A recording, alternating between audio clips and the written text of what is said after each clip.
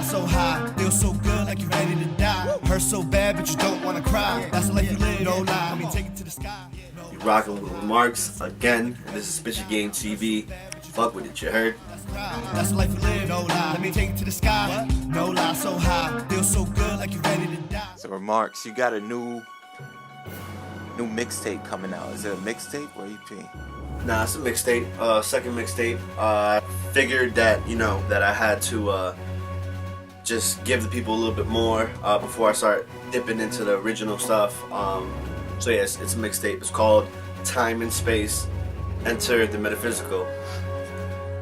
Which I know is kind of like a long name for it, but right. I had a battle within my mind. I wanted to call it Time and Space, and I wanted to call it Enter the Metaphysical. I figured I'd just combine it. It's all kind of related to the same thing anyway, so yeah. Okay. So how'd you get the time and space? Like that part of it? That comes from, I guess, that mixtape resulted in me, my first mixtape was 3 AM in a Third World Country. And I was going through a whole different, I was going through something different. And then, that was that phase, and now this is this phase. And I feel like time and space is what's happened. Like, you know how they say time heals all? You go through tough, difficult situations in your life, and to get better, or usually with time you get better and you get wiser. So that's just where the time and space thing kind of kicks in. Time passed, and I have my space to reflect on my thoughts and to grow as a person. So, and then Enter the metaphysical part is just, I feel like the music that I made in this mixtape is kind of goes beyond the realm of the physical. It kind of goes into a different.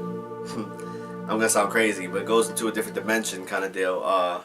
It's just like a musical, spiritual kind of place, and I thought that this mixtape portrayed that, so that's where the name comes from. Okay.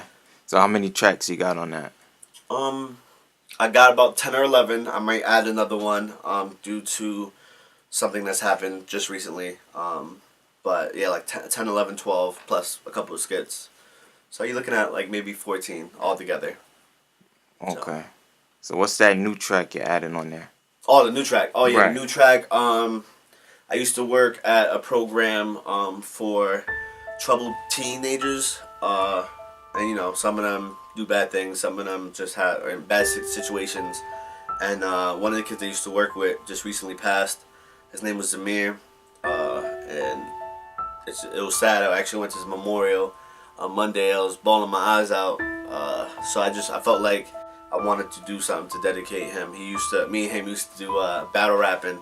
When I used to go to work, me and him used to battle rap because he wanted to be a rapper too. So I just figured it's only right to make a track dedicated to him, kind of deal. So it's gonna be called Zamir's Letter, and I just wrote it last night actually, and I really like it. So I hope the people like it too. It's given like a teenager's mind frame on everything, and like a lot of these kids are misunderstood. So it'll be nice. I feel like this is his voice, and he's sharing his thoughts with you. So we'll see. How long did you know him? No, I worked for the company for a good 7 months, so it wasn't a long time. But this kid, I tell you, he was just very impressionable, and he was full of energy. So it's just he stood out, and I don't know, I guess me and him had a connection. I don't know if it was the whole music thing or just we could relate to one another, but we had a connection, and it just sucks. They passed at 16. That's right. So young. So young. But yeah. What happened to him? Apparently he was out at 2:30 in the morning, and he ended up getting run over and dragged 300 feet. Horrible way to go. So yeah, that's basically what happened. And I guess it's sadder too, because he wasn't about that life. It's not like he got shot or got caught up in some shit. It's just kids being kids, and he just ended up getting run over. Apparently there's some suspicion that the driver was drunk, but I don't know if they're covering up or if it actually was, but I don't know. Maybe we'll never know. But it's that whole situation is just really, really sad, really tragic. Yeah. So.